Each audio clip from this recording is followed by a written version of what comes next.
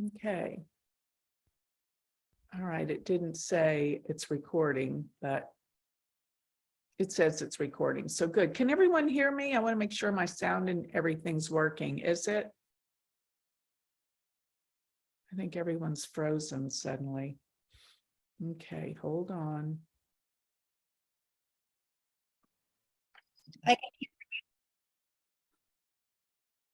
I can hear you, Shri.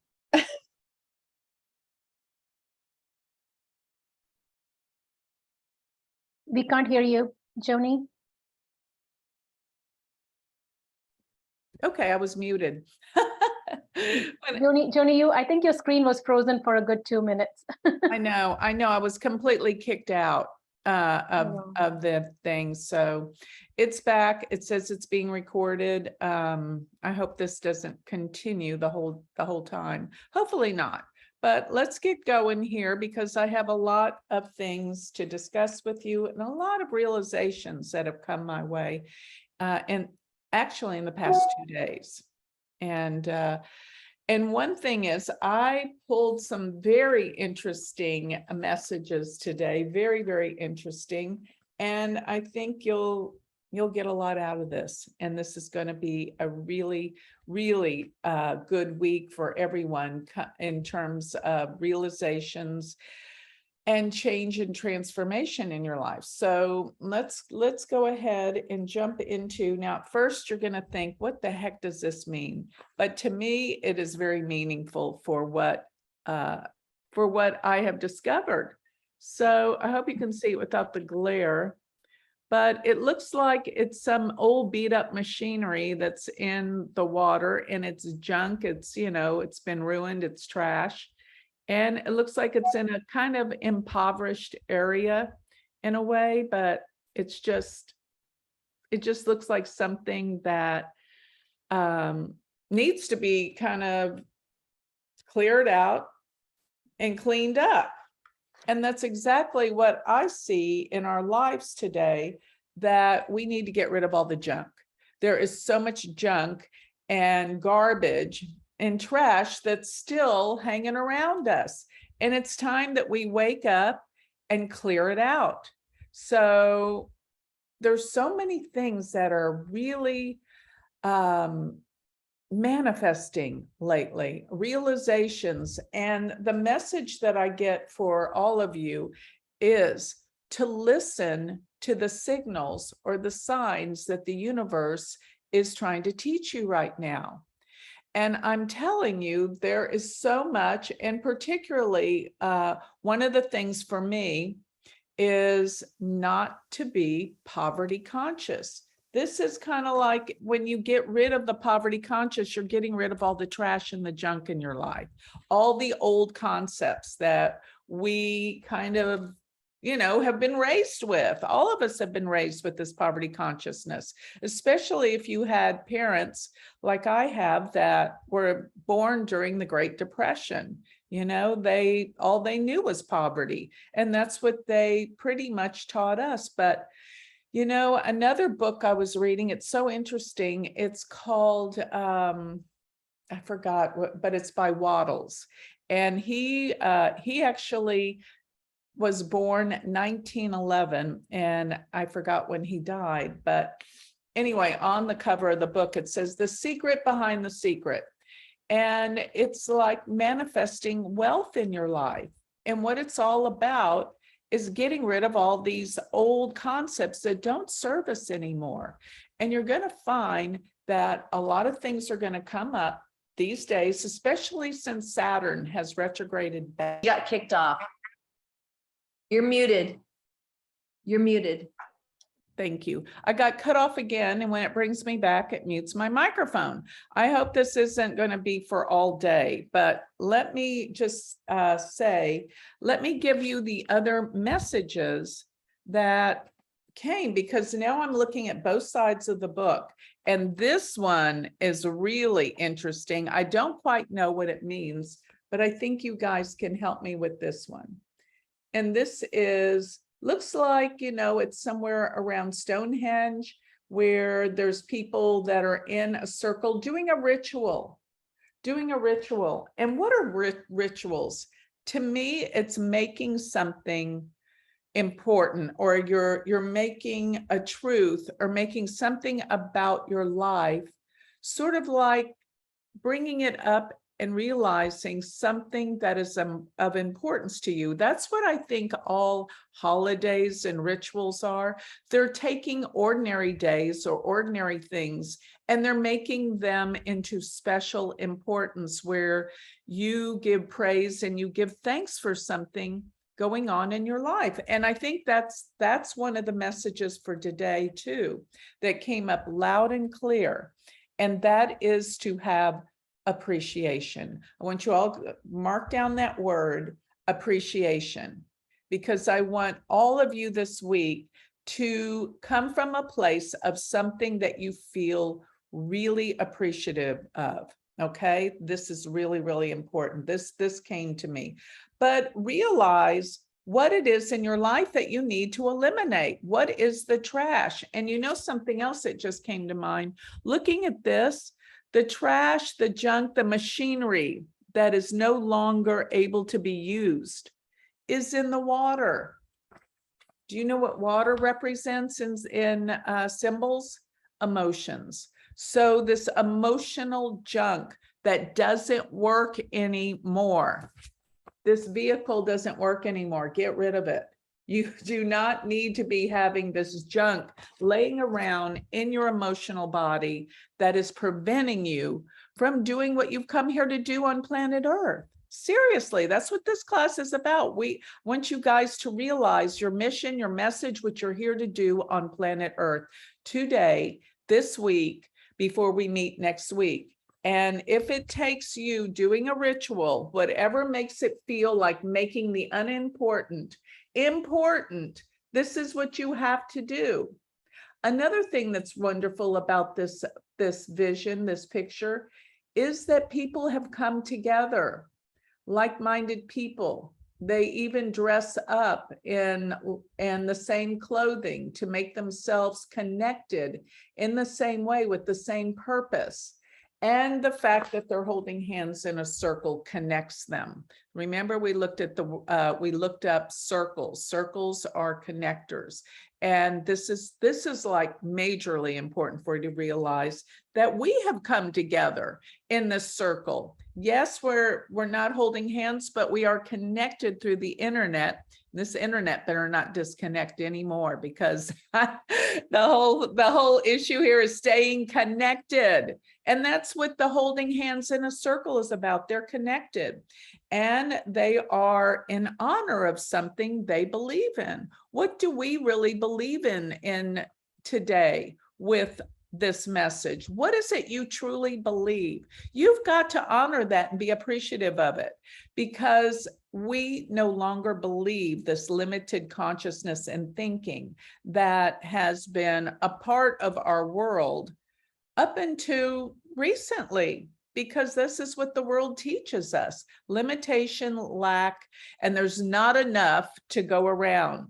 And that's actually what that book says by Wattles.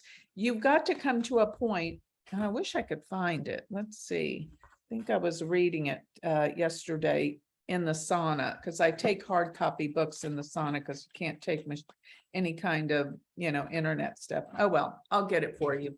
But that book says, when you think in terms that there's not enough of something to go around, there's limit and there's lack. That's not true. The earth it will provide, things will be replenished, things always come back. That's the process of growth. And there's enough of everything to go around for all of us. When you start thinking in the thought process that there's not enough, you're thinking in lack. There is enough for everyone, and that's all for us to share. And all of us are meant to be prosperous. The divine did not mean for us to come here and be poor, be miserable, suffer, be sick. That is not what the divine that I associate with is part of. It's that there's plenty for everyone. There's no such thing as lack. And we have to know it, feel it and believe it. Because here's the thing, if I'm going to receive, I want everyone out there to receive as much. Why should you have less than anyone else? It's a fact. And when you believe like that, then you actually help others in the process of their prosperity and multiplying things and all that we all deserve from all the work that we do. Another thing that came to me today was people that think in terms of that they want something for nothing will never have anything. Because I was thinking about a lot of people who gamble, for example. If you're gambling, then probably you're trying to get something for nothing. And here is what the law of attraction is all about. And this was the messages. They came rolling into me so fast while I was getting ready for today. I was like, I couldn't even keep track of them. But it came to me that people that want something for nothing will always be in poverty mode. Why? Because the law of cause and effect, the law of attraction, and really and truly, this is the law of relativity, which Einstein created or realized. And what it means is and this is scientific law, right? What force you put out will be met with equal force in return. So that's cause and effect. That's karma. And that's how we need to know that what we put out, we are going to be met with equal response back. And so people that are trying to get something for nothing by gambling, by cheating other people, by stealing, they'll never, ever have enough. And they'll never have any of the things they desire. Because I was thinking about so many people in the world that think, I'm going to try to buck the system, get around the system. I don't want to work. I don't want to go to school. I'm going to find an easy way out, right? I've been guilty of that back in school. Didn't want to go to class. Think, I'm going to not go to class and I'm going to try to find a way out of this and all of those type of things. But it never works for you. You're not going to get what you want. When you put out the effort to achieve your goals, that's when you're going to get them. And that's what we're here in this class today, to achieve our goals in terms of prosperity, wealth. And when we are wealthy, we can help other people. You can't help other people if you're in poverty mode in consciousness. All you do is think about your lack and how you don't have something. And then you look at the people that have it and you somehow over time will learn to resent them. This is what I see all the time from people that come from a place of poverty consciousness. And I don't want anyone here to ever come from a place of poverty consciousness, because I want everyone here to be happy, prosperous, wealthy, and helping each other and loving and enjoying life. That's why we're here, to help others grow, to prosper, to gain, not to lose and give up and be sick and tortured. No, this life should be full of joy and happiness. And it is. The more you live from this vantage point, the more you're going to have joy and the more you are going to have appreciation. So I want this to be the message. Now, on the other side, this was on this side of the paper. And I'm going to start looking at the backs, because I think the back kind of rings true, because remember, there's a picture on each side. Now, this is a very interesting symbol. Look at this one. This is some young boys jumping from tomb to tomb in a graveyard. What do you think that could possibly mean? That is rich with symbology, if you ask me. I know some of you are shaking your head like, I have no idea what that means, but well, first of all, we're looking at children. What does children represent? Innocence, purity of mind. And that's the innocent part of us, the childlike part of us that has no judgments, that, children at a certain age, they believe everything you tell them. And it's amazing, like, they believe in Santa Claus, they believe in bunny rabbits that leave chocolate in your house on Easter. I mean, they believe all these beautiful things and the innocence, and they're open. They're not closed-minded yet. They're completely open. So what is this? Jumping from tomb to tomb?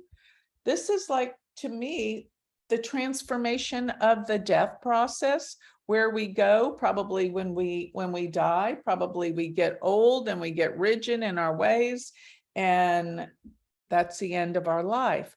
But we should be reborn to the innocence and the purity of accepting and believing what is given to us as this truth. Because you know what this kind of means to me? The way we have over time become so close-minded, rigid in our thoughts and processes, and it's time to be free to believe, like the child of innocent open-mindedness that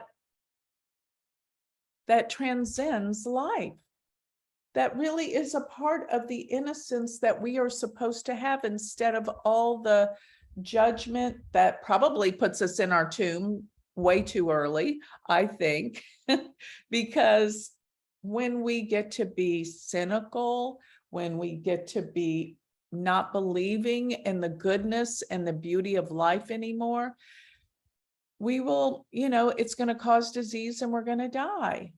And we're all going to die at some point. There's a beginning and an end. But children represent that purity of spirit, of believing, and not being consumed with fear until that fear is put in us by others. So I think these children are really just transcending the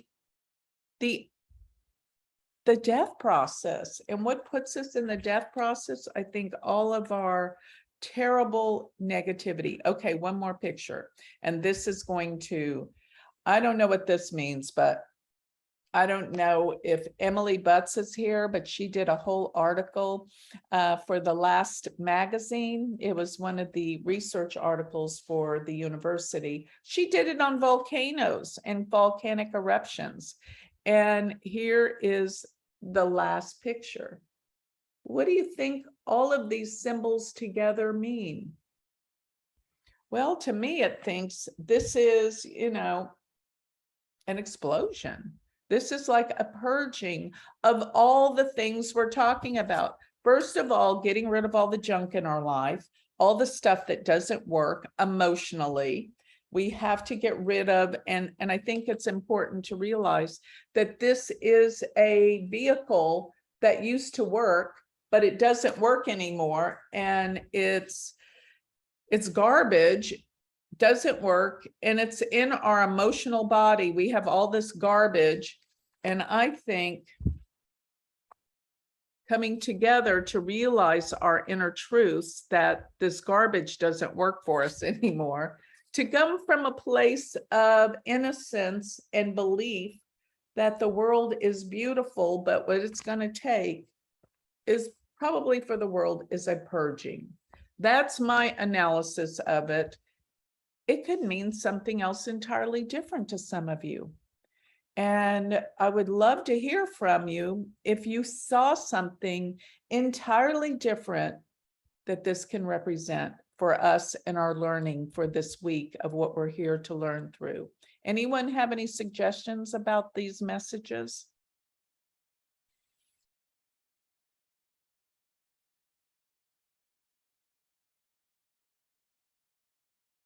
And I think the circle was obviously, for me, was a circle of trust. And that represents this group. And personally, I appreciate this group because of that. And Okay, it's not easy for me to trust, but I mean, I would spew my guts to everybody here. So I Okay. liked it. thank you. I'm writing that down. Trust is everything. You know, you can't have a relationship with someone you don't trust, period. Number one, you know, if you don't trust somebody, how on earth can you have a relationship? So we are in a place of trust coming together. What we realize, what we're here to learn. And yeah, I think that's beautiful. Yes, I'm really appreciative that you said that, Marcy, because I just wrote it down. It's number one, trust is important. Okay, anyone else want to add anything?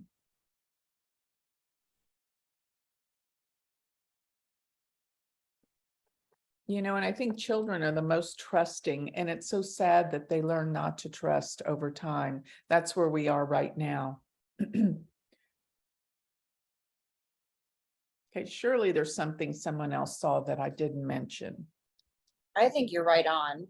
Personally, I think the eruption, a cycle of destruction, the rebirth, the kids of the future, they're not hanging on to the old. They are only going to see what their future can have for them. And I think a lot of the sadness that we're all experiencing now is because we're so set in our ways. Yeah, And we don't want to have this change, and we don't like the fake news, and we don't like being put into categories. And just my husband and I have been talking about with our kids. I've got a 21 and a 27-year-old, and they're just not caught up in the bullshit of it. And I'm not, it's ignorance, but the reality is they have, they're enjoying themselves through this process. And if we get caught up on watching any news cycle, whether it's CNN or Fox News, we're sitting here going, oh my God, we're doomed. And, this is chaos.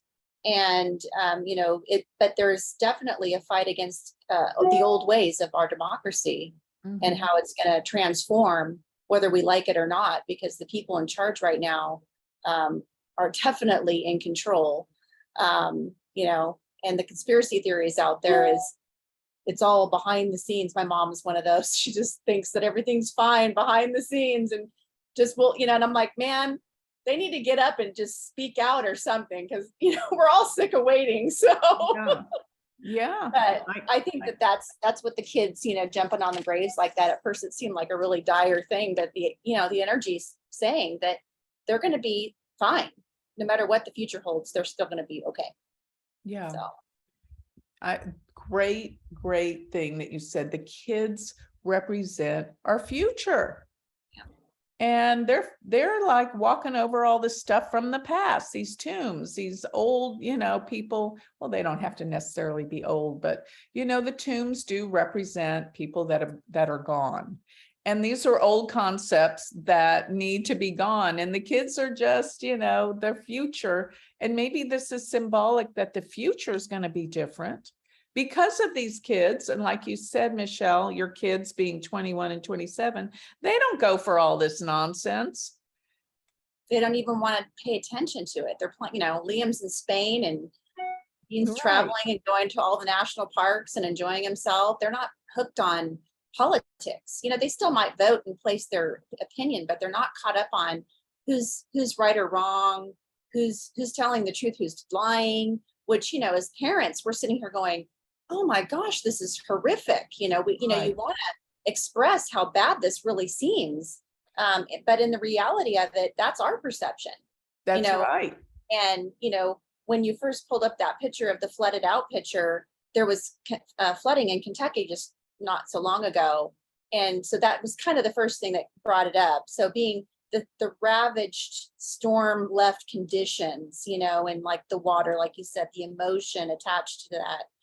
I love the synergy of the disruptions in communication when you lost the ability to talk to us for, a couple times. And that I thought maybe that might come into play, literally with our inability to communicate in the future because of this disruptive, explosive event that you have said should come manifest itself. What's Right. going to happen? Obviously all these patriots in the world who love the Constitution and love our old ways of life certainly aren't going to sit back when things get really, really bad, like as of yesterday when they went into Trump's house and took paperwork out and stuff. Really? They did So- that? Yeah. Huh? They That's the did that? latest news. They went in, the FBI went into Trump's place in Mar-a-Lago and took out stuff, boxes and boxes of stuff. And, the only thing I can think of, and this is just my pure, my own response to this whole thing. And it's so nice, like you say, having people that won't judge you for what you're saying. My biggest concern when I see stuff like that, since Trump became president, there hasn't been a moment that they haven't been attacking him. There's been no letdown the entire time. And I'm thinking, okay, well, if someone gets put into office and you're constantly trying to take them out because you're trying to come up with all these theories of what he's done wrong along the way, and now you're terrified that even if he has the ability, so this whole thing is that they're trying to not make it so he can run again, right? Right. Because they know he's popular. And so, I mean, how are we supposed to believe you guys that this, people in power at this point, where it's like this January 6th thing still hasn't worked. So now they've come up with something else, that he has paperwork that's supposed to be in the archives. And now they're going to get him for that. And if they can get him on that, and CNN is laughing and they're great, they're just so excited that they could possibly get him on something so he can't run because they don't want him to be president. And I'm thinking, again, this is so against our democracy. If if everybody was treated the same, nobody did anything on Hillary, nobody's done anything on anybody else like that in the past, it just makes me concerned about how the system is really trying to control and corrupt itself, use every option in its path to take out our ability to choose. Right. And Look what they've done to the IRS. Yeah, right. Yeah. This is bad, people. Right. So, and they're making us afraid to speak up. They're like, here's that disruption in communication. They are making and intimidating those that may have something to say or want to voice how they feel, even vote. And, Joni, that goes back to what you said about the Kansas thing. If you look at, I read some of those articles, I looked up what you had talked about with Kansas. They had total intimidation at the elections site there in the 1800s, intimidating the people to vote a certain way because they were showing their power. It's just ugly on both sides. And like I said, it's just sad. And I'm glad the kids are airy fairy and happy and don't want to participate. And I do think like this is just we'll pass through this portal. Whatever this is just garbage and it is shit. And we're going to have to clean up this mess and it's going to be gross. And in the end, it's going to be explosive. Right. Yeah. That's funny because think about when you were their age. Did you care who the president was? I remember everyone talking about Carter and talking about Reagan. That's when I was, their age. And I could have cared less who was doing what or where. I just wanted to, live my life and be free. And, I guess that's what we should be again, like the kids, where we're not so caught up. And, in the media on both sides is trying to persuade us to their way of thinking on both sides. What if we didn't listen to them? So essentially, the media is the one in power.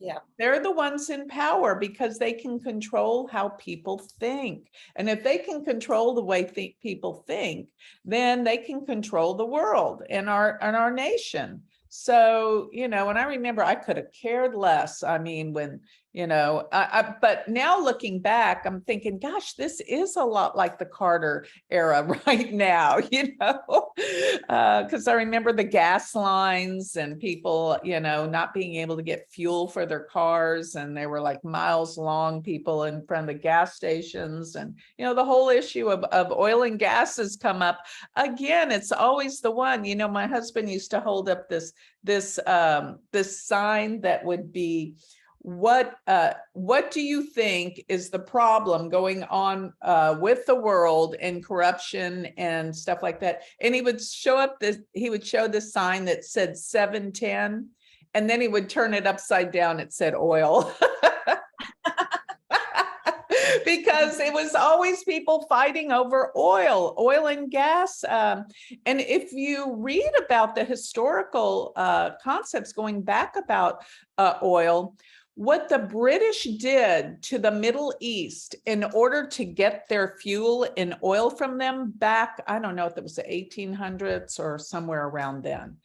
It was so corrupt and horrible. It's a no wonder the Middle East can't stand the Western world, because really they stole from them. Because when I wrote my book about how to make money using astrology, I did a whole timeline about finances and money throughout the years. And it was always based on oil and gas way back when. That's where it all started. And then in the 70s and then in the 80s, it was always about oil and gas. I remember just being a flight attendant on the plane. I remember when things were booming in Texas in the early 80s.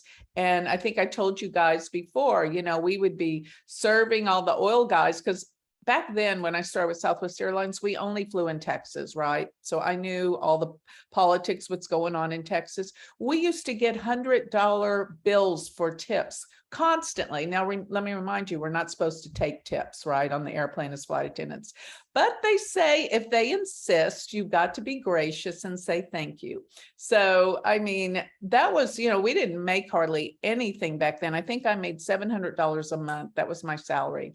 And those tips were very appreciated, but it was like 2 to 3 years later, 1985, 1986, it all crashed and there was no more tips and everyone was crying. Actually, literally, grown men were crying on the airplane. So, you know, this was always coming around the fuel prices and things that are at the root of what's going on with the economy, not just in America, it's around the world. I heard in Germany today, and some of you people are in Europe that are joining us today. Some of the people, they said that the fuel prices, imagine this here in the US, are 5 times more than they are here in Germany. Can you even imagine? So 5 times. So yeah. So if anybody's here in Europe, please tell us what those prices look like, but I don't know how anything's able to operate there. And See, we don't get that news. Right. We don't get that. They don't get our news either. In Italy, I didn't get anything on America. Nothing. Really, the whole time I was in Europe, the only channel that they give you is CNN. Yes. In China, that's all I got was CNN. Yeah. In China. Yeah. So that's, you know, they're the dominant one that really, you know, control the world. And I know on every flight, if I started talking, you know me, I start talking to people wherever I am. So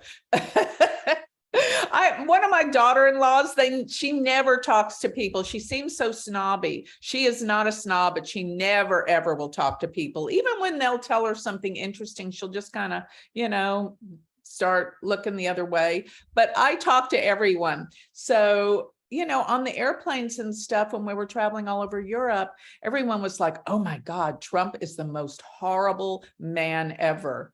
And I said, yeah. Watch CNN. He certainly is. They loved him before the election.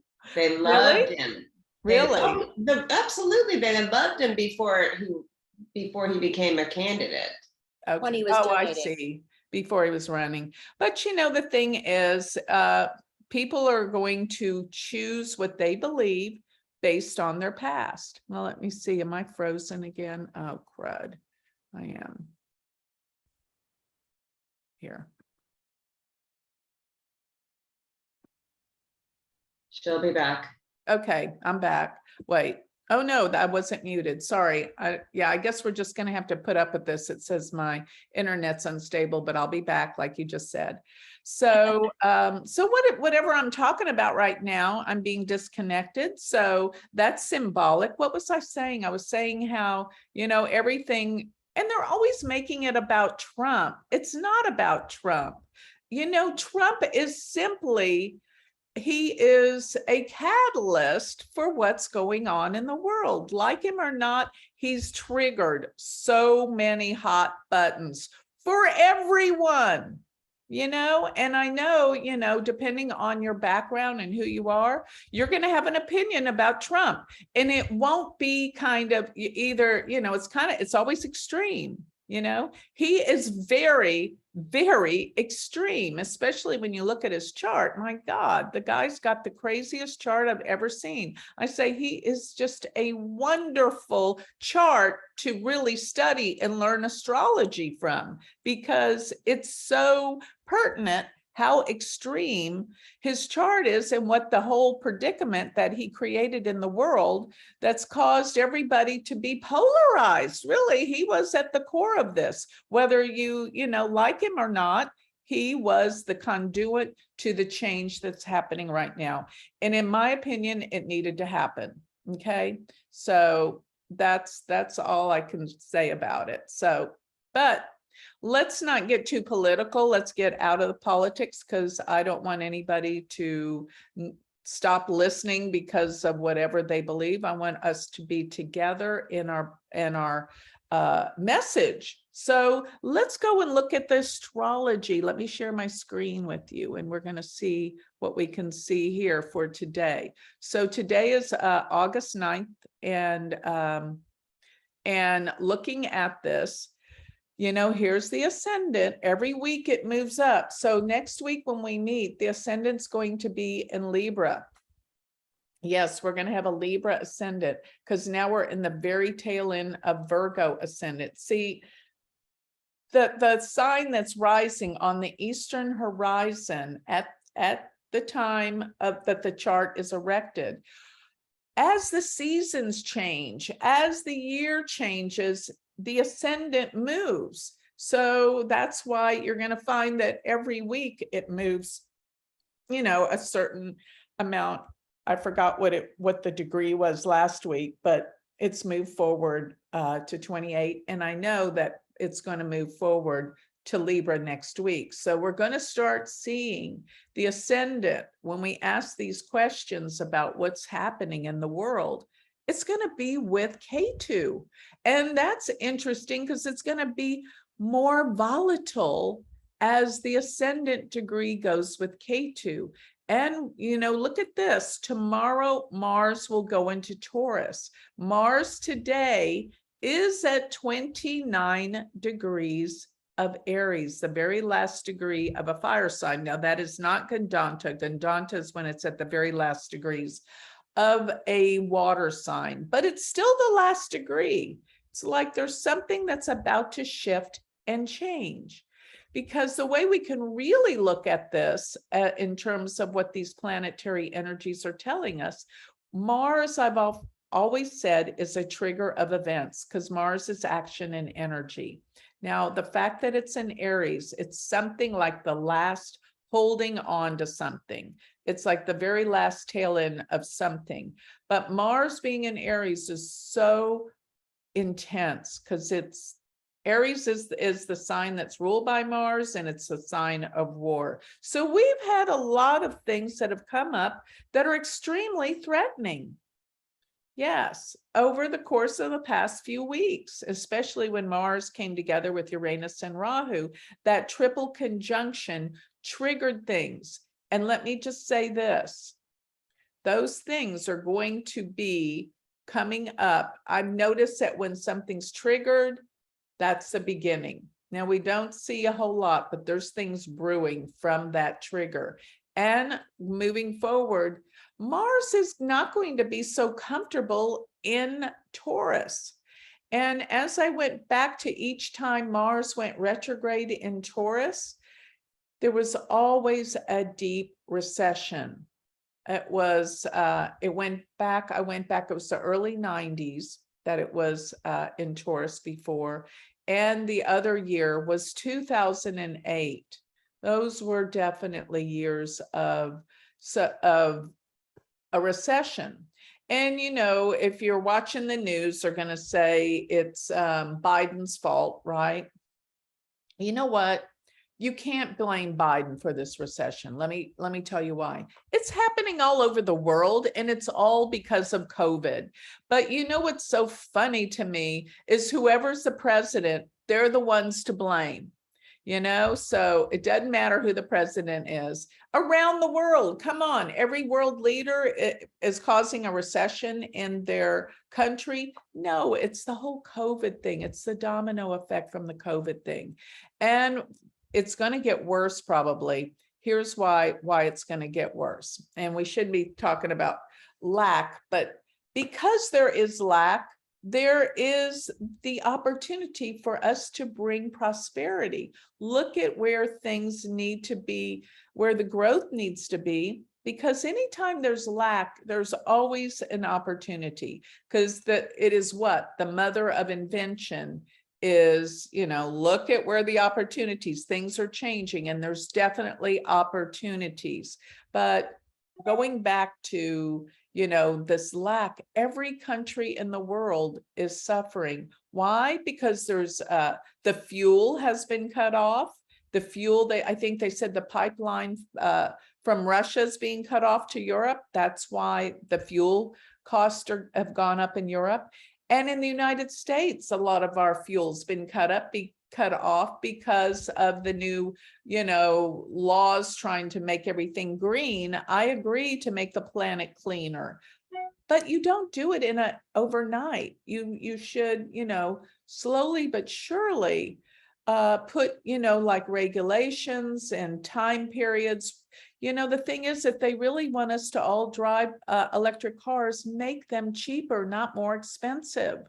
Things need to change if they want us to start driving electric cars. They're more expensive by a lot right now. And they don't have the stations set up for the electric cars to be powered everywhere. You can't just take away fuel from people and say, we got to make the planet green, and people can't afford, and therefore transportation costs have gone sky high because there's no fuel. But let me tell you what I think the big culprit of the recession, that, everyone says we're in a recession, some say not, but we hadn't seen nothing yet. Let me explain why. China's going to cut off all of their resources. And we have been depending on China for so many things. What do you think is going to happen when the Chinese cut out everything, all the things that we've been using from them? Yeah, it's going to make everything more expensive.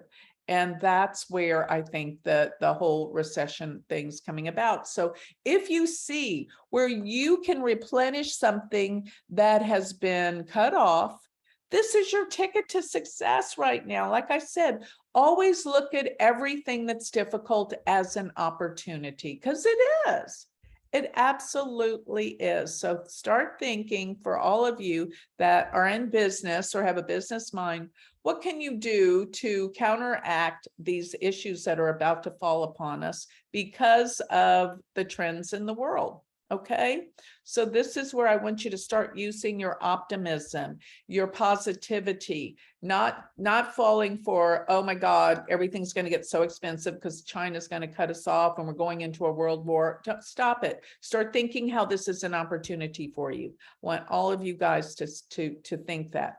Now, looking at what's coming up in the next day or two, we've got a full moon.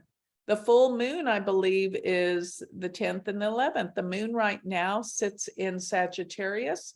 And so when this moon moves up to oppose the sun, in a day or two, we're going to have a full moon, but that moon is going to be entrenched with Saturn, and that's going to be heavy. People are going to be talking about all the heavy, bad things going on in the world. That's what you're going to start hearing all about, darkness, gloom and doom, because that's what Saturn is, but don't fall for it. Everything's cyclic and temporary, right? Look at it as, where can I have an advantage to uplift the world instead of fall into it? It's like this. If you're coming from a place of compassion, you're going to throw somebody a lifeline and save them. But if you're coming from a place of sympathy, guess what? You're going to dive in with them and you're going to drown. So when somebody gets all negative, don't sympathize with them. Oh, you poor thing. I know that is awful. I can't believe this world. Oh, you know, you're going to drown with them. But when somebody comes from that place, you know, that's what I always say. It's a definition between sympathy and compassion. Compassion is, yes, I know this is a condition, but let's change it. How are we going to change it and make it better? That's what I call compassion. You feel, but you give them a solution. And that's throwing them a lifeline, not diving in with them and drowning with them. So come from the compassionate heart where you send people a lifeline, but don't get in and wallow and start, you know, letting their negativity rub off on you, because you'll drown. Okay, that's another thing we've got to remember. So, so looking at Saturn opposing the sun, where Saturn's going to keep moving backwards and they're going to oppose each other in a few days. That's pretty negative. And what is the sun? The sun deals with leaders in when we're looking about world charts, when we're talking about you know, world events and not person-oriented astrology, looking at world events. And the Saturn is going to keep moving backwards. The sun is going to keep moving forward. I forgot exactly what day they're going to be opposed, but this is trouble for a world leader. Does anybody have that? Well, we can do that. Let me do the tool, and I'll tell you what day it's going to oppose the sun. Okay, let's move it up a few days and then I'll move it back. Okay, so it will be, yes, it will be the 14th of August. And I promise you, around the 14th of August, we're going to see some dire events. Why? Because something's going to happen that is very difficult for what? A world leader. And remember, I pointed out this time as people losing their heads, because Mars is going to be on the fixed star goal, which is where people lose their heads. You know, people are emotionally in a tizzy. So watch around the time of the 14th. You know, the probably day before, day after this day, it's going to be kind of, you know, the astrology is going to have its effects on the world. Something about a world leader will come under fire and will be very difficult. It'll be very interesting to see who it is. Let me take this back to today. Okay. All right. So talking about where Jupiter is aspecting the first house here, which is, thank goodness for Jupiter. And another thing I was noticing about Jupiter is it's been aspecting the sun, and it will be aspecting Venus. So what does that mean? So there's a lot of energy aspecting the sun. Jupiter and Saturn can be a point of manifestation and growth. So whatever happens to leadership in the world will be for the good. Something good will manifest through what's going to happen. So that's where I want all of you to stay with your mindset that something good is going to come of this. I believe that wholeheartedly. And we're going to use this time as to uplift consciousness in the world, not become victims and sympathize to the point where we drown with everyone. That's where we got to be careful, because we can get sucked into it so easy. And then you're putting out negative energy. And remember, what you're putting out, you're going to get back. So every time we go to that place of negative energy, put on that news, listen to all that horrible stuff about what's going on in the world and all about all these leaders and leadership and how bad everyone is, you're getting sucked in.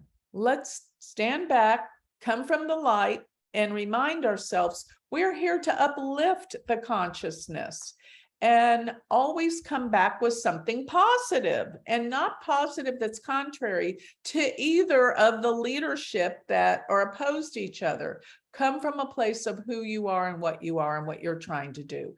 And that is bring people together, not bring people to separate, because that's exactly what these forces that are in control of the media around the world are trying to do. They're trying to separate us all. They're trying to get us to fight and not like one another, because then, you know what they say? They can control us more when we're in that state of mind. We're controllable, and we don't want that, because they are coming from darkness and negativity, where they want us to think the world is nothing but lack.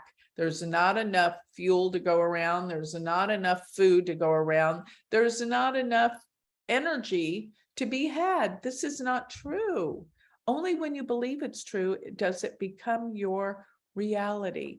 And we've got to trust our inner knowingness with this, because I love the way the things that you brought up, Marcy, about trust. And, we have to have, no, I'm sorry, that wasn't Marcy. What was your addition? Were you talking Trust. about, what was it? It was trust? Yeah. Okay, thank you. Trust the circle, trust the, yeah. Yeah, and Michelle, you were talking about the kids in the future. These are such valuable points that I need to listen to. But let me bring it back to the message that I am here to give you today. It came loud and clear. To listen to the signs that you are getting, because if there is a condition or a situation that keeps coming up, then the universe is trying to teach you something. Let me go ahead and share something that I feel I got to trust you guys to be able to tell you this. Okay, hear me out. This is something I was really, really, really upset about for the past couple of weeks. There's these conferences coming up, and I'm not invited. And I used to always be invited. And then I looked at who was all invited. I was the only one that wasn't invited. How do you think that made me feel? And these are the big spiritual conferences, Vedic Astrology, Dennis Harness's conference. He gave it over to someone else who's running it. I wasn't invited, and I was the only one. And so, They're jealous. They're jealous. Well, what's the deal with this? I mean, I bring a whole pack of people. Are they not business people? What is this? And what I realized, I am a businesswoman. I used to think I wasn't. I used to think I was a terrible businesswoman because, I would never try to encourage people for a second reading. I would say, you got enough in this reading. You don't need to come back. Whereas I've noticed other people would, but that's just, I don't like people to be dependent on me, because I want to empower people to be depending on themselves. That's empowerment to people, not getting people where they have to come to me for everything. No, I want to empower somebody to be where they can use their own stuff. Well, all of this happened. Let me share with you what came to me today. And so there was something, I know there was this other conference, the big ESAR conference. They didn't invite me. They said I used the word prediction too much. Okay, whether that's true or not, this is a huge conference. I wasn't invited to that. I wasn't invited to the Sedona thing. And then I agreed, and there was another conference that invited me, and they wanted me to come for a week, and I'm not going to say names or anything, but this conference was like in the middle of nowhere, really hard to get to. And the rooms that they put you up in were like the rooms that you shared as a kid when you went to camp. And the food was horrible. I'm like, why am I going to go to this? So, and then when they told me how much they were going to pay me, I said no. Okay. And maybe that got around that, I don't work for practically free. And so I agreed to do this other talk. And when I saw how much they were charging for the talk, I said, I'm flying to Florida on my own dime. And then the other aspect is they want me to stay at someone's house and I'm with my husband, so they don't have to pay for a hotel. And I'm like, no, I deserve to be treated like a prosperous businesswoman. When you have conferences, you fly people and you pay their hotel and you pay for their service. Okay, I've had it with these astrology groupies. They're poverty conscious. That's what came to me. Completely, totally poverty conscious. And now you know what came to me today, guys? And I'm sharing this with you guys for the first time. So please don't judge me for this.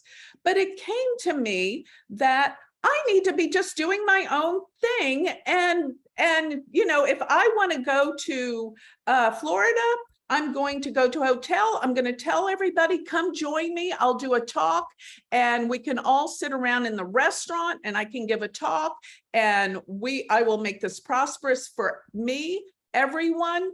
And I don't need to be going to all these where they're making money off me and not paying me. So I made this huge realization today because they kept ousting me and not inviting me to things, or they want me to come and work for free. And here's how I feel. I feel like I'm setting the bar for astrologers to not be poverty conscious anymore. We're business people and we need respect. We don't go staying at people's houses to save money. We should be respected as the professionals we are, and we should be paid accordingly. And I want all astrologers to be paid what 40 years of experience and working as hard as I have. I don't deserve that. Other business, why is astrology? Let me put it this way. Astrology is not a hobby to me. It's my profession, it's my career, it's my life. And they're paying as though it's a hobby. And it's not. I had this huge realization, guys. I hope it doesn't offend anyone, but I'm doing my own thing and I'm doing it strong and with dignity and pride. And I want every astrologer that follows in my footsteps to be coming from the same wealth perspective and no more poverty consciousness in this field and in this world. Okay. Does that make any sense? Anybody have any thoughts on that? You just need to jump on their graves, Joni. Yeah, can I just say this real quick because I have to leave. Number one, the first thing that came to my mind, very intuitive, just going to tell you, it's time for you to have your own conferences, period. You've already outgrown this. You've outgrown them.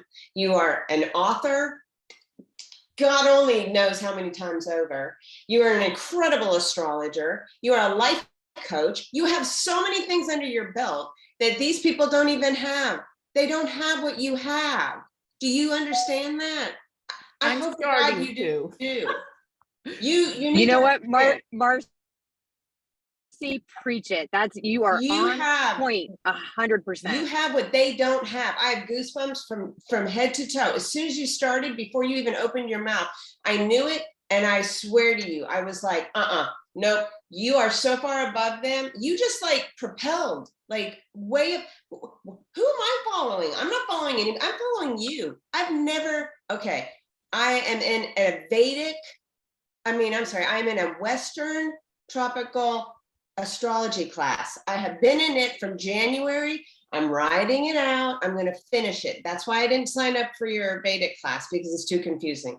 I've taken your crash course. I've done all that stuff, but it's just too much to do both. But I am doing this. I do have your magazine. I have all of that, but I have never had a Vedic chart read for myself, which I need to do. But so I'm sorry, you may have to like squeeze me in somewhere, but I'm just telling you straight, you are miles above these people. They are stuck.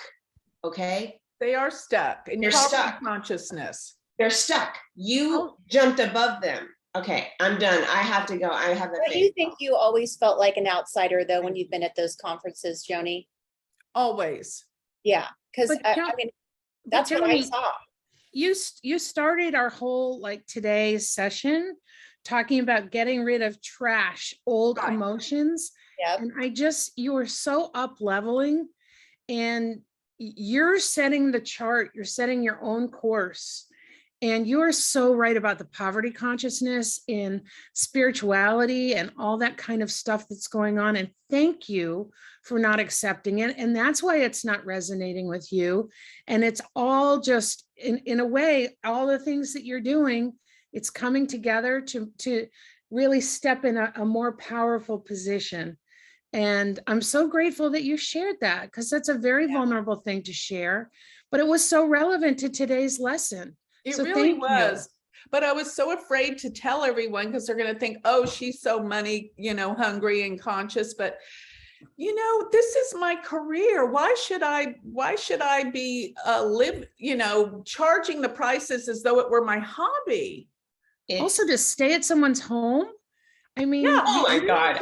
You need No. to have your energy in the most powerful way when you get up in front of other people. How can you be there in your best self when you're uncomfortable? It just doesn't make any sense. So I think you're onto something really exciting, and we're so all of us are getting the same message, how powerful it is. Oh my God. I I wanted still to add have one chills. thing. Can I And say I'm like, something? Yes, I'm Go ahead, leaving. Joni? Shree, you need to get on her. She already did. She talked to me did. last night We about it. talked And last she night. said exactly what you said. Didn't Joni, you, Shree? it's Tracy. It's Tracy. Pardon? Hi, it's Tracy. I don't know, Hi, can you hear me Tracy. or see me? Hi, I was just thinking, thank you for sharing that. That really helps also, because as a woman who runs a business, it's a really good example to set for women in general, that because I think we tend to undervalue ourselves. But also I was thinking astrologically, don't you have either a moon or a rising sign in Libra? And isn't K2 going through Libra, and wouldn't that lead to a feeling of rejection, but Yeah. also to enlightenment? Isn't the great thing about K2 that it leads to a realization and an enlightenment? Yes. And it's yes. also, I've heard that K2 is not just about rejection, it's also a flag, and it can be prominent in the charts of lottery winners. So it's like you come through this painful rejection into a realization, and it's like winning the lotto. And I think there's something about that that goes along with what you were saying about poverty consciousness. Yeah. Thank you. Yeah, I have my Sun, my Mercury, and my Saturn all in Libra. And Mercury's my chart ruler. So yeah, so that's so true. And I was so afraid to share it. I thought they're going to think I'm just, wanting to charge all these prices, but I can't, I couldn't support my family and be an astrologer if I was charging the prices that they want me to charge and be. But I look at this as a career and a profession, and with deep respect. And that to me is disrespectful, to expect people to stay at someone's house, to expect people, and so I'm going to fulfill my mission by going to Florida, but it's the very last time. And I'm going to tell the woman that runs the NCGR chapter that this is the last time and this is why. And you know what else I'm going to do there, which is what I should do. I'm going to use a lecture I've already done. I'm not going to give them new information. That to me is, I've worked so hard to discover, to realize, I've meditated, I've worked on it. This information I give is something that I have channeled. It is nothing you're going to get from a book or from anyone else. And that's going to be what I do for myself with my own conferences, my own classes that I do myself. I'm going to give them information I've already shared. Does that make sense? Yes. Can I also, one other thing? Because I'm a Western Tropic student, I follow a lot of people, but in those classes and in those videos and everything, every time a Vedic astrologer is brought up, it's you. Really? I've never heard of any other Vedic astrologer brought up in a class or in anything else. It's Joni Patry. Joni Really? Patry. Yes. I did not know that. And that is, I promise you, I would not say that if it wasn't true. And I'm literally, again, head to toe goosebumps. You need to understand you are outgrowing these people. Yeah. Yeah, it's time. I was more Yeah. worried I about. love everybody. Yeah, I was. more Love worried you. Thank you, Bye. Marcy. at a conference, when people go to see you, a lot of your students flock to these conferences because they want to see you. And they're not really there to see anybody else. Those are just extra things. And your approach is different. And I'll tell you this, I feel for you. My heart hurts just because I know that I can see it in you, that you feel like your peers, that you thought you had good peers that loved you. Mhm. And without rejection, I feel it, when I was present at that conference in Sedona, I was more worried about where you were going to sit when you came into the room than the people that were putting on the conference. Mhm. That did she have a plate? She's one of the key speakers. Didn't you want to save her a spot in the front? It's just, my brain was thinking these people aren't really cued in to the appreciation of the value that you bring. And to be honest, I think you're a different attraction. You don't vibrate the same as that. So maybe the person that's running this is saying, she doesn't really match the what we're doing, and it's more crystals, and I don't want to put anybody down, but maybe, you're just you're more of the Western, like the girl was saying, you're on a Western Vedic side, and you appeal to people that aren't fully in depth into that Indian side of it, even though you bring that information to the forefront. And so my heart goes out to you because I feel you. And we all love you. We love being your students. And I think this is your time to let go, like you said, let go of the past and let that be a death, and just thrive on what you do ahead. And Joni, Yeah. all the pictures you picked today kind of speak to this too, including the one where the little kids are running, over the tombs, because you're symbolized by those children, because you don't come to astrology with an agenda. You don't say, I have a political motivation, I have this, I have that, like a lot of other astrologers do. You approach it purely with the purity of astrology. That's all you're doing, right? You're looking at the facts and you're seeing it as it is. And that's what children do. So the symbolism of, those children, kind of running over those tombs, you have to remember all these conferences, the people that come there, the people who speak, mostly the traditional conservative, or whatever, they come with their own agendas. They are symbolized by the tombs that you're running over, because you are trailblazing. You're setting a path for a lot of people who will come after you. And usually that's the loneliest place, right? That's what you're feeling right now, because you're the only one out there doing it. So trust in the fact that, you have outgrown this, like everybody else has said, and all the images you picked today apply to you too. So you're doing the right thing. And you're not offending anybody, you're just telling them what your self-worth is, right? It's not about the money, it's about the worth. So, and then you have to tell them that, because like Michelle said, in that conference in Sedona, nobody else was thinking about you as a key speaker and where you'll be sitting and all of that stuff. So you need that, right? That's your self-worth. You're just saying that, and that's totally fine. And you're doing the right thing. I just want to tell you that. And I know we spoke yesterday, but I'm just talking about the pictures that you picked today. It is all very symbolic. Yes, I'm exactly. going to chime in, Joni- because it's true. The pictures that you picked today, Joni, the one that hit me, the circle of the people, they were all in white. White is love and light. True. Okay.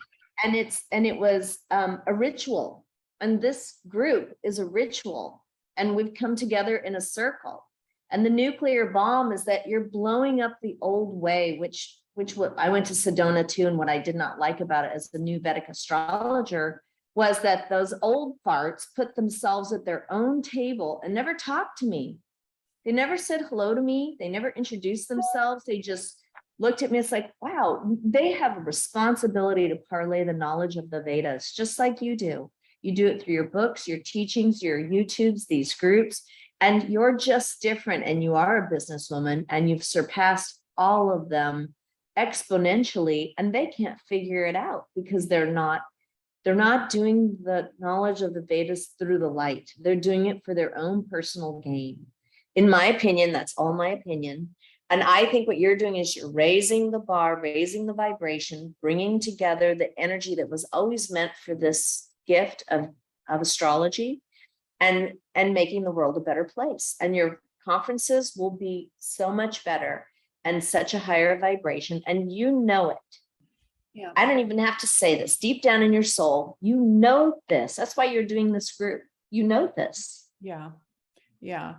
Very, And very you know what, true. Madeline, that is, I've watched Joni, gosh, 2004 go from an astrologer to when I found you again in like 2018, 19. And I went from, at the time, my growth is your growth too, going from a 6-figure earner to a 7-figure earner, and the worth, am I worth it? Like, I'm not worth that much money. Like, oh my gosh, and to watch you go level up your frequency, and in the spiritual community, which clearly I've been in my whole entire life, the one thing that sends me running the other direction in here to these people that you brought us all together is because there's so much judgment in, if you're not aligned with, I'm a granola eating, tree hugging vegan, and I do yoga 15 times a day, then you're just not great enough or cool enough or accepted enough. And I've gone from all the different judgments to, just being a business owner and leveling up and working harder. And the biggest compliment, and it's so true for you, that's true for me, is when people say, oh my gosh, you live here. Like, why did I think that you lived in an apartment? And, and it's not about the things, but it is about the worth. And it is about that you're totally leveling up. I didn't know what this group was. I'm not into astrology of any kind. I just love what you do. And I followed you. And I knew that this time on planet Earth right now, as we're in such a shitstorm of, I can't even, you diverted away from politics so beautifully, because it doesn't matter. It's not the president, it's not the senators, it's not the Congress, it's not any of that. It's how are we helping other people through compassion? You said that, right? Like, we have to love people. And this is, I'm proud of you. I've watched you morph into this beautiful businesswoman. This is it. This is where we're at. And this group is becoming more magical. I'm tingling all over because I'm like, even if this whole day today was Joni's day, you know what? It's your day, because we're here for you, because of you, and to build this light in this terribly dark world. And we can do it 1 week at a time. Yeah. We are doing it. We are doing it. Yeah. You know, you say something I also want to like chime in on, which is that feeling of initially like, what's wrong with me? Like, why don't they love me? You know, and it's so often that we feel somewhat rejected by something that's happening. And then when we step back and take that pause and regroup, then we start to see it in a new way. And my guides keep talking to me about the pause. And I'm so grateful for the opportunity today to be part of this sharing, because you're so special. And the thought that you had these feelings of like feeling uncomfortable and rejected because somebody couldn't see your value, and the opportunity to turn that around. I think that's so important for everyone, because we all start to feel like, what's wrong? And oftentimes it's maybe we've just outgrown whatever we're around, or the relationships are no longer the right relationships for us, or our vibration has leveled up. And we did talk about this portal yesterday. Maybe this is all part of the 8-8 portal and bringing up our energy. But anyway, just everybody's sharing such great stuff. But I just had to mention that feeling of there's something wrong with me, when maybe it's that there's something wrong with the situation. So I just had to put that out there. Thank you, Deborah. That's exactly how I felt. What's wrong with me? You know, I thought I tried as hard as I could to bring information and be as, be the most, powerful speaker I could be to help their conferences, to bring people, and most of all, my love of astrology, to teach people and to have the opportunity at these conferences where there's so many people that come together. And yeah, I feel totally rejected and something's wrong with me. I was very, very sad for a couple of weeks. Joni. Yeah. Hi. Hi. So you just entered your Saturn Dasha not that long ago. Yeah. And Saturn's passing through your 8th house again, right? Mhm. And I just recently, 3 years ago, essentially had Saturn pass through my 8th house. I'm in my Saturn Dasha as well. So Saturn, as we all know, doesn't allow anything that's not aligned to our highest good, to our highest self, is completely stripped away. And Saturn in your 8th house, right? That's death and rebirth. And I believe really strongly that the Aquarian age is going to be activated when Saturn fully arrives in the sign of Aquarius. And I really believe it strongly. And Aquarius is in your 9th house of truth. And so it's like everything, it's not even, has nothing to do with the conferences. These are just karmic players. Right. And I have 5 years left of my Saturn Dasha. And I have a deep intimacy with Saturn and how harsh the lessons are, even when you're following an evolutionary path. And it's just that all things that aren't meant to serve you in your highest truth are going to be stripped. And it's just nothing to do with you. It's a divine plan of your soul's. Yeah. And it's really beautiful. And I created this astrology membership as I was a fairly new astrologer a year ago. And a lot of my colleagues and the people I studied in India with were like, oh, that's not how we do astrology. And I'm like, but yes, it is. This is how I feel that I want to be of service with my readings. And I've battled very similar things as you. So I really appreciate your vulnerability, because that's why we're truly here. Is sincerity is the only thing that stands the test of time. Right. And that's what we're all being asked to do with this group, is to tune into our sincerity of who we really are. So I read all your books. Like I have all your books right here. This is like my Bible. I mean, you seriously, you have been of huge influence to me. So I just wanted to share. It's beautiful, your vulnerability, and it makes me love you even more.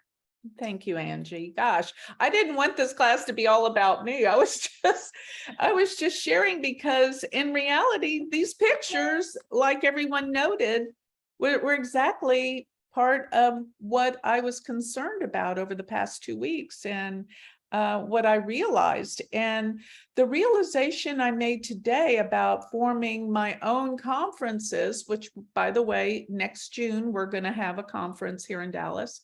But I got so excited, and all of that sadness was completely gone. And I knew it was instrumental to bring me to the thought process and the realizations of what I just realized about myself and about others. And this was all a message. That's why I told everyone, listen to the signals of instances of things that keep coming up repeatedly, because this is the universe giving us a message. And it's like this rejection kept coming up from conference to conference, from person to person. And what I realized is everything I just shared with you, and it's going to transform my life incredibly. You're going to see a big change in the way that I do things coming up here soon. And I'm starting to think about, I've always wanted to do this transatlantic cruise from New York to London, where we all come together. There's a cruise ship that has a planetarium on it. I thought, we're going to do that too. And I thought, every time I go someplace wonderful, I'm going to say, hey, come meet me for lunch. Well, I'll be at the hotel restaurant, and just, bring people together more. And it doesn't even have to be in a conference, because like I'm going to be in Venice in in October. Thought I might just put it out there. I have a lot of European people that could come meet me for lunch. And I always get together with all my dear friends in Istanbul. So I'll put it out there on a YouTube. I'm going to be here. Come meet me for lunch and, let's talk. Those kind of gatherings. I'm going to start doing that and not worry about all these groups that, like y'all say, they are so judgmental. I would go to these conferences and, well, one time when I was brought to the Baba conference and I was all decked out the way I like to dress, right? Jewelry and makeup and hair done to the best ability that I could get it that day. And I stood up there and this one guy on the front row goes, "You're the teacher?" Like, how could I possibly be the teacher the way I looked? I didn't have Birkenstocks on, nor did I, I brushed my hair, heaven forbid. So anyway, that was the response I got. "You're the teacher."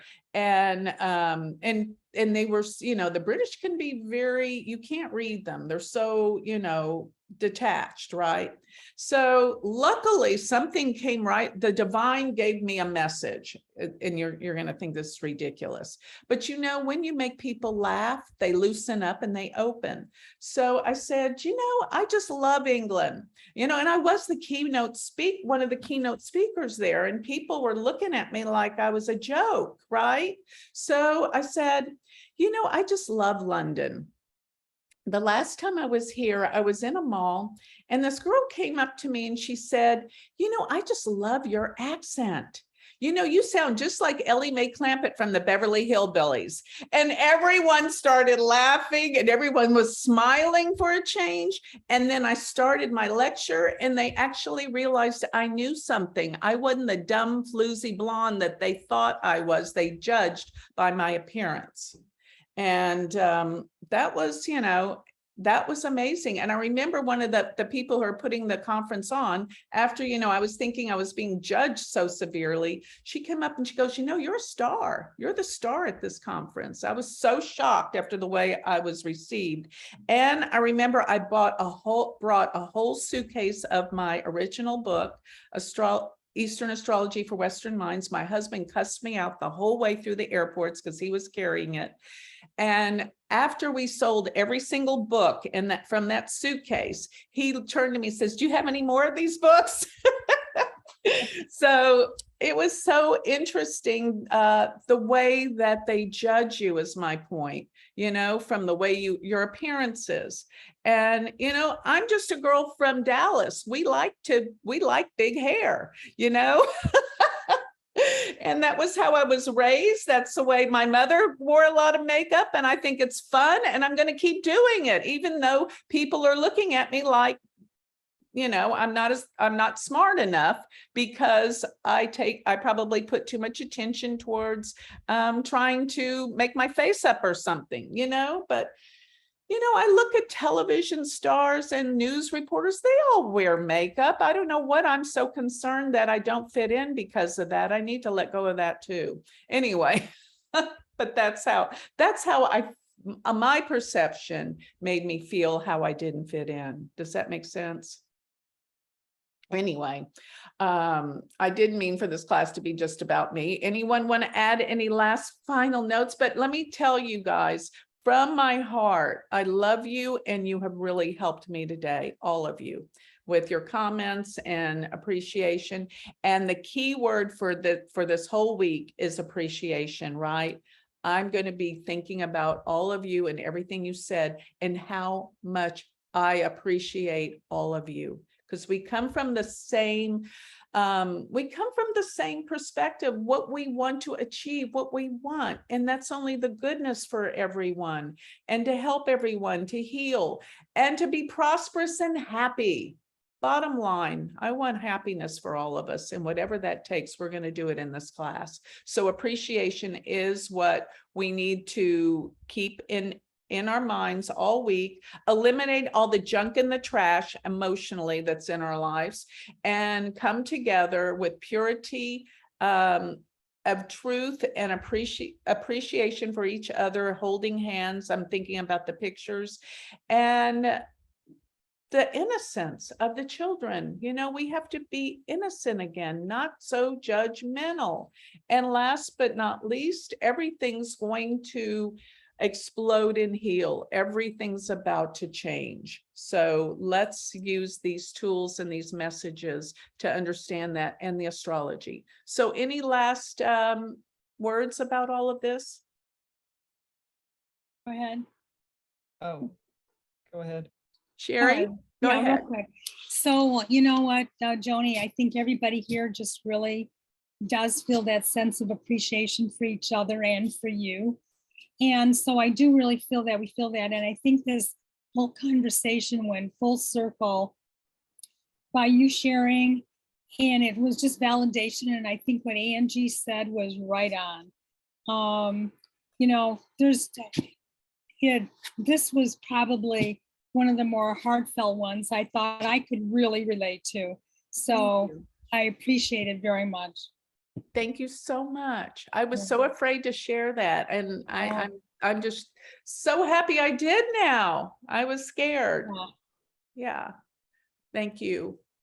I just wanted to say, like, I wrote some stuff in the chat, and then everybody was talking, and it was so exactly what I was writing in the chat. It was so funny how everything was coming together. It's like a very surreal hour and a half we've just had, I feel. And I even showed up late, so I didn't get to see the pictures. But from all of it, I tried to put everything together, and I see it as the story of the penguin. When the mom penguin goes away, they have to go get the fish, and the dad penguin keeps the little egg on his feet, and he's walking around. And at the end, when the mom's trying to find where her baby is, she can only rely on the dad, and the dad's talking and making his chirping sound, and she finds the dad. And it's kind of like we're trying to find our tribe, but we need to find the tribe members who are all speaking of that same vibration or that same signature. And you're kind of like the one who stepped off the train, or maybe got kicked off the train that was going in one direction. And now you're out on the middle of the track going, where do I go? And you're just going in your own direction. You do predictions that they say, oh, that's not right, you're not supposed to. That's not their judgment. You were told that that's what you need to do, and you picked up the ball and you ran with that, and you've done a great job. And we of the tribe are saying, we want that. We don't want anything else. We want what you've got, and we want to listen to you, and we want you to teach us. And we're really, jumping on your new train that you've built and your new track in the right direction. And I remember Dr. Joe Dispenza, I went to a bunch of his seminars, and he said, the minute I stopped trying to please everybody else and trying to do what I thought they needed me to say or needed me to be, and I started being who I was, I kept going, and I didn't care about what people thought. He started getting a following that was huge, and now he's a big name now. And when he started, he just started working in like church basements and giving his talks and explaining things.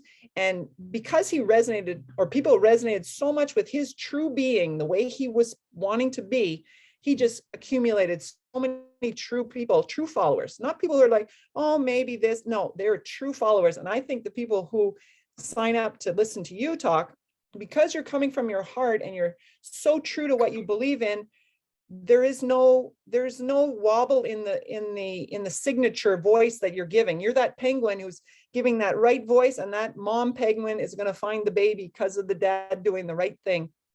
And I think that you are right on track. And the people that have a problem with the perception, the cover, the book cover, that's their problem. That's not anybody else's problem, because what we can see and what we feel is the heart. Wow. That is so meaningful, what you told me about Joe Dispenza. Thank you, Joan. That's incredible. Yeah, okay, I'm doing my thing. I'm not gonna worry about what other people think anymore. We're all guilty of that, and it's never good for us, ever. We just have to do our own thing and be, like you say, truthful to ourselves, and the people that resonate with that energy are going to come along with us. Love it. Do you really think you benefited from those conferences, Joni? Or do you think, because I mean, honestly, I think your following came to see you. Right. So, I mean, do you think that you had any cross, like, that they benefited from you, but you didn't really benefit from them? And that's like your energy going to that, although it's confirmation by your peers that you're in the group, because everybody wants to be in a group. Yeah. And it seems, that to me is the biggest deal, but you can't change the way they think. And you are, adorable, and you're Barbie that walks in that knows a lot about astrology and has something to say. And they're like, well, I don't know if she fits this. Yeah. Yeah. Well, I never thought I was that great. I have to tell you, that's why I felt like, oh, this is so great. I'm in this group and they want me to speak. I never thought I was that great or powerful, but it's just, I studied and I worked so hard. Nobody knows. People that know me, they know I work all the time, all the time. But you know what? It's not work to me. I love it. And I'm just, the minute I finish my readings, I'm looking at making a new class, or I'm wanting to do a meeting with my students, or, I'm always thinking. And to me, all the things that I create, it's creative. I have many planets in the 5th house. I love to create things. It's so much fun. And don't forget, the 5th house is the house of fun too, right? So I love to create, have fun, and I love people. You know what Madeline said, I want to bring up that's very important. When I go to conferences, I make sure I sit at the tables with my students, not with the other teachers. I know them, and I don't have, I don't feel like talking to them. I want to meet new people that I've never talked to before. And I make sure I go sit at the tables with all the students. And Madeline came up and she goes, you're the only one that is friendly to the students. Everyone else is very snobby, the teachers. And somebody came up to me at one of the conferences in in Hawaii that we had many, many years ago.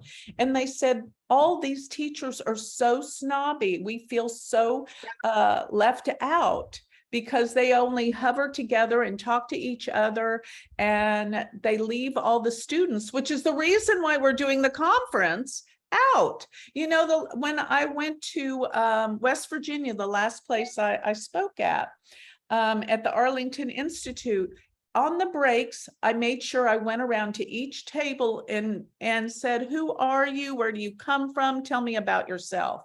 And because I want to learn why the people are there and who they are. It's so rewarding to, that's why I'm there, for the people, to talk to them, get to know them. That's why I had this bright idea of going to the different cities when I travel on vacation, just to open up and tell people I'll be there. Let's talk, come together for a luncheon or something. I really want to connect to the people. I really and truly do love people. And it's so much fun to meet everyone. So I always tell people before I go to a conference too, don't be afraid to come up and talk to me, because I might be talking to someone else, but please come up and introduce yourself. I want to meet everyone. I want to know who they are, where they come from.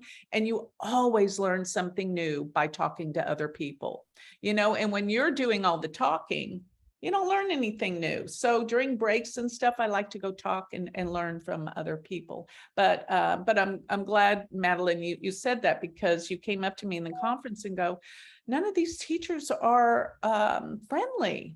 And it's true. But, I guess I'm just different in that respect. I don't feel like I'm better than other people, even with my knowledge, because so many people have so much more information about different things.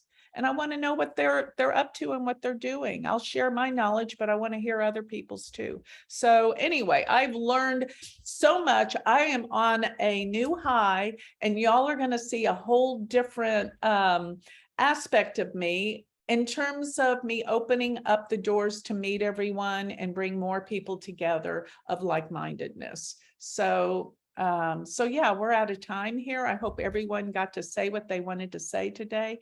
And I cannot tell you, I didn't want this to be about me, but I cannot tell you, I hope everyone can apply what I just experienced to their own life. I don't, it's about you guys. How has this helped you learn something more about you and how you can change and make your life better? I know it's certainly going to change me and make my life better from today's talk. So I hope I want to pass that on to everyone else. And once again, I want to say this wholeheartedly. I love all of you. Thank you for being here. And this was amazing. So we will meet next week, same time, same place, and talk about your experiences as how this has helped you through the week. All right. So thank you, everyone. Namaste.